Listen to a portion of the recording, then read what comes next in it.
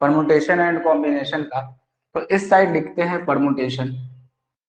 एक short revision है, ध्यान रखिएगा, परमुटेशन, और दूसरी तरफ लिखते हैं कॉम्बिनेशन। और हुआ था क्या इन दोनों के केस में, परमुटेशन और कॉम्बिनेशन के केस में, जब हम परमुटेशन की बात कर रहे थे तो लिखते थे कैसे, लिखने का तरीका याद हो गया होगा, एनपीआर लिखते थे। और एनपीआर में लिखते थे कि फैक्टोरियल एन ऊपर होगा, जो पढ़े होंगे उनको एकदम अच्छे से याद होना चाहिए ये बात, कि फैक्टोरियल एन होगा, उसके बाद फैक्टोरियल एन माइनस आर होगा, इतना बात क्लियर था। कॉम्बिनेशन के केस में एन सी आर हो जाता है, और कॉम्बिनेशन में चला जाता है फैक्टोरियल एन जाता है, फिर एक एक्स्ट्रा आ जाता है फैक्टोरियल आर, और फिर factorial N minus R, finally ये ऐड हो जाता है उस वाले में, पार्ट में।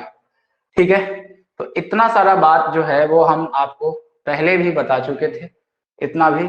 अब इसमें क्या था कि हम निकालना सीख रहे थे, कैसे निकालना सीख रहे थे, जैसे हम बात करते हैं कि एनपीआर के बारे में।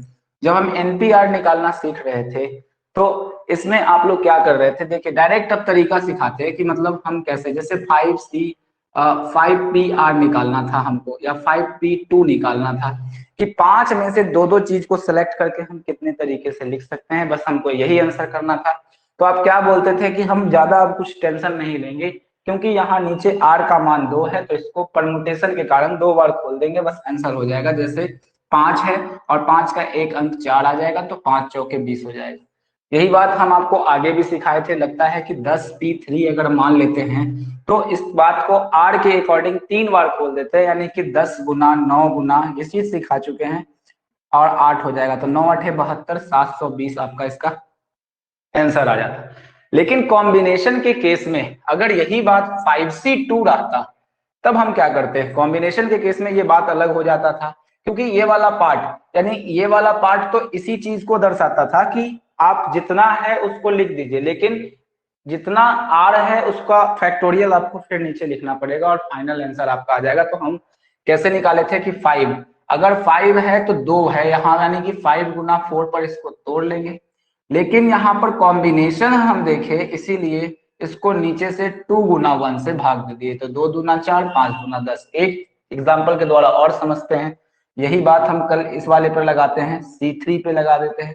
और जब आप C3 पे लगाते हैं तो आप क्या देखेंगे, ध्यान दीजिएगा कि 10C3 अगर आपका लिखा हुआ है तो इसका मतलब कि 10 को 3 बार, कॉम्बिनेशन के केस में 8 आ जाएगा, लेकिन उसके बाद ये कॉम्बिनेशन है तो ये 3 गुना 2 गुना 1 चला जाएगा, जो 3 तिया 9 कट जाएगा, और 2 चौके 8 कट जाएगा, 4 तिया 12, और 12 कहाँ बन जाएगा पूरा 120। तो ये फाइनल जो होगा वो हमारा आंसर निकल के आएगा।